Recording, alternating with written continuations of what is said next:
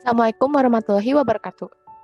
Kami dari kelompok 6 akan membahas tentang sel saraf, jaringan saraf, dan mekanisme transduksi. Materi pertama akan disampaikan oleh Santi Solekah. Kepadanya dipersilahkan.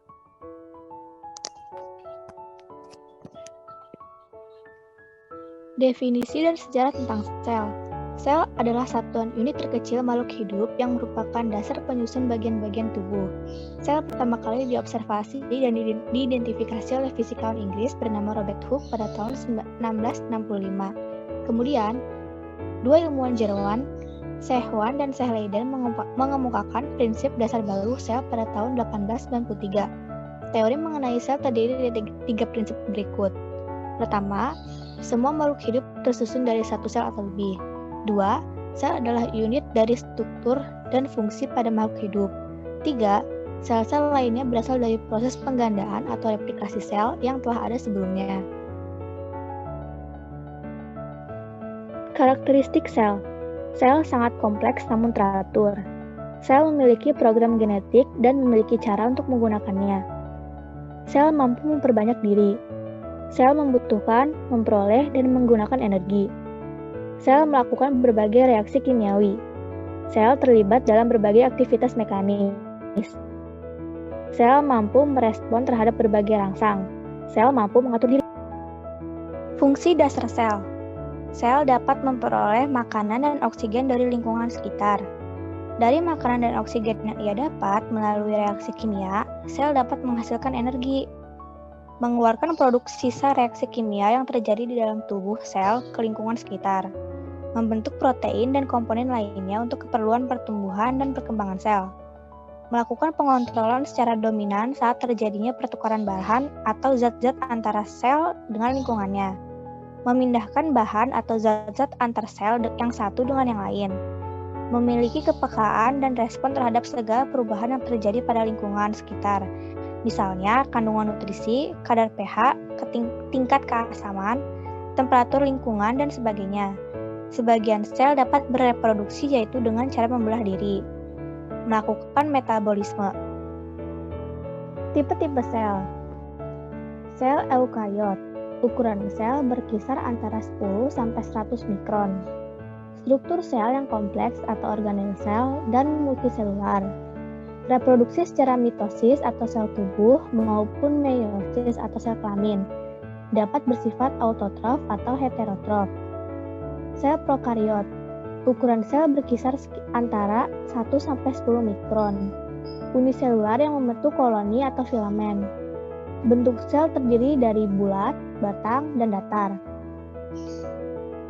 Ada yang bersifat autotrof atau fotosintesis dan heterotrof, reproduksi secara aseksual atau pembelahan biner, transformasi, konjugasi, dan transduksi. Inilah struktur sel eukariotik dan fungsinya.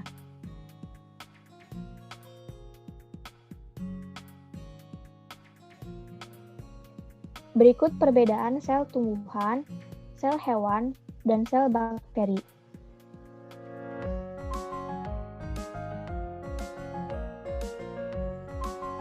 Selanjutnya, sistem saraf. Sistem saraf adalah suatu struktur yang terdiri dari komponen-komponen sel saraf atau neuron. Sistem saraf bersama-sama dengan sistem hormon berfungsi untuk memelihara fungsi tubuh. Pada umumnya, sistem saraf berfungsi untuk mengatur, misalnya kontraksi otot, perubahan alat-alat tubuh bagian dalam yang berlangsung dengan cepat, dengan kecepatan sekresi beberapa kelenjar endokrin.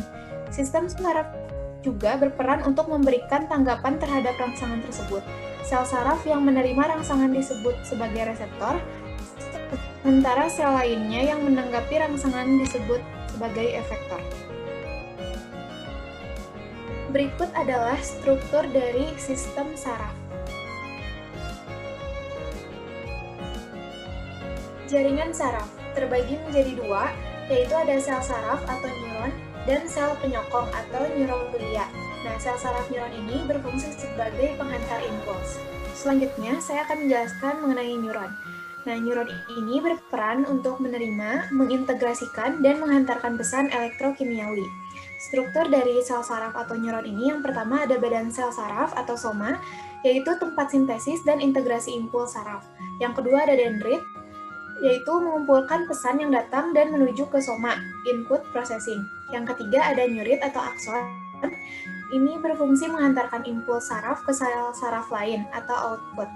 Yang keempat ada selaput mielin, berfungsi melindungi akson dan sel saraf dari kerusakan, mencegah terjadinya kebocoran rangsangan, serta mempercepat proses pengantaran rangsangan yang masuk, juga memberikan nutrisi. Yang kelima ada sel Schwann, berfungsi mempercepat laju impuls, memberikan nutrisi pada akson, juga memberikan bantuan regenerasi akson. Yang keenam ada nodus Rentier, fungsinya mempercepat impuls saraf. Dan yang ketujuh ada sinapsis, berfungsi mengaitkan tiap neuron sehingga memungkinkan terjadi pertukaran informasi. Jenis sel saraf berdasarkan fungsinya. Sel saraf terbagi menjadi 3, yaitu sel saraf sensorik, sel saraf motorik, dan sel saraf interneuron. Sel saraf berdasarkan strukturnya. Sel saraf unipolar yaitu jenis sel saraf yang mempunyai satu neurit yang bercabang.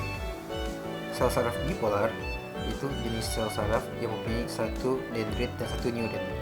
Dan sel saraf multipolar yaitu jenis sel saraf yang mempunyai satu dendrit dan neurit bercabang. Neuroglia memiliki fungsi sebagai penopang struktural dan nutrisional bagi neuron, isolasi vertikal, menaikkan konduksi impuls di sepanjang akson. Ada dua jenis sel glia pada sistem saraf pusat dan sel glia pada sistem saraf tepi. Sel glia pada sistem saraf pusat. Astrocytus. Ukuran paling besar, bentuk spheris, tidak teratur. Fungsi utamanya adalah memberi sokongkan struktur sel, memberi nutrisi, membentuk barrier darah otak. Oligodendroticus. Jumlah paling banyak. Fungsinya adalah pendukung konduksi impuls pada SSP. Sel epindyma. Sel yang mempunyai banyak silia, terdapat di lapisan dalam vertikal otak. Fungsinya adalah sebagai penghasil cairan cerebrospinal, perlindungan nutrisel. Mikroglia. Ukuran paling kecil. Fungsinya adalah sebagai komponen fagositik. Sel glia pada sistem saraf tepi. Sel Schwann. Jenis sel glia yang mempunyai fungsi sebagai pembentuk pelubung mielin sel saraf pada sistem saraf pusat. Tugas dari sel Schwann ini dijalankan oleh sel oligodendrosit.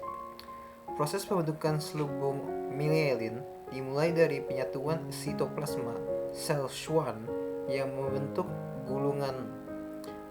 Fungsi dari selubung mielin ini adalah untuk mempercepat laju impuls menuju tempat tujuannya. Dan yang kedua ada sel satelit, sel penyokong pada sel saraf tepi. Transduksi sinyal. Transduksi sinyal adalah proses perubahan bentuk sinyal yang berurutan dari sinyal ekstraseluler sampai respon dalam komunikasi antar sel. Tujuan dari transduksi sinyal adalah untuk berlangsungnya komunikasi antar sel, yaitu bagaimana sel memahami keadaan sekitar dan bagaimana sel bereaksi terhadap keadaan sekitar. Transduksi sinyal dari molekul sinyal sampai respon pada sel adalah sebagai berikut.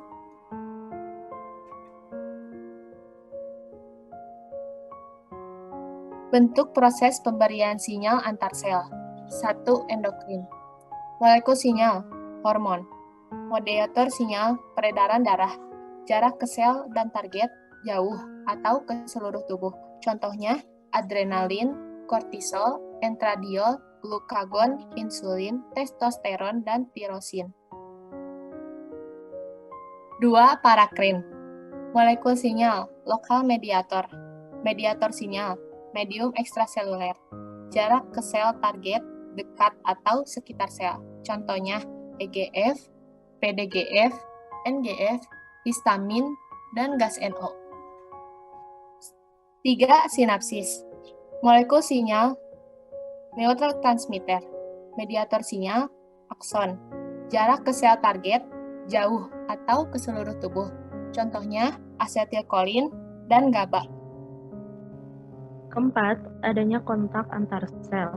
Molekul sinyalnya yaitu molekul signal yang tergantung adanya kontak.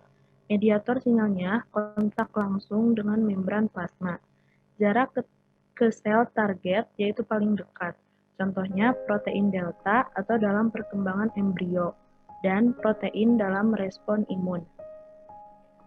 Kelima, autokrin.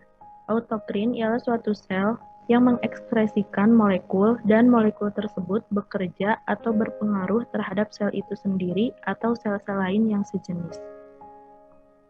Molekul sinyal yang sama pada sel yang berbeda akan memberikan respon yang berbeda pula. Contohnya pada asetilkolin.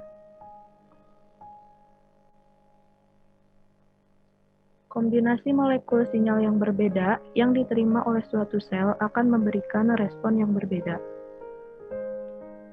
Dua jenis reseptor pada sel. Untuk dapat menimbulkan respon, molekul sinyal ekstraseluler mengikat reseptor yang spesifik pada sel. Ada dua jenis reseptor, yaitu yang pertama reseptor permukaan sel, tersisip dalam membran plasma dan untuk molekul sinyal hidrofilik yang besar. Kedua, reseptor intraseluler, terdapat di dalam sel, untuk molekul signal hidrofobik yang kecil dan merupakan protein regulator yang mengaktifkan gen. Contoh molekul sinyal ini yaitu hormon steroid, hormon tiroid, retinoid, vitamin D, dan lain-lain. Satu molekul signal mempunyai reseptor yang berbeda pada sel yang berbeda. Contohnya asetilkolin. Di sel otot muskel mengikat reseptor permukaan sel, sedangkan di sel otot jantung mengikat reseptor intraseluler. Molekul sinyal yang hidrofobik dan kecil selain dapat mengikat reseptor intraseluler juga dapat mengikat enzim di dalam sel, misalnya pada GSNO. Diikat oleh enzim guanil siklase di sel otot, selanjutnya enzim mengubah GTP menjadi cGMP untuk relaksasi otot. Sekian pemaparan materi yang dapat kelompok kami sampaikan. Mohon maaf bila ada kesalahan. Terima kasih. Wassalamualaikum warahmatullahi wabarakatuh.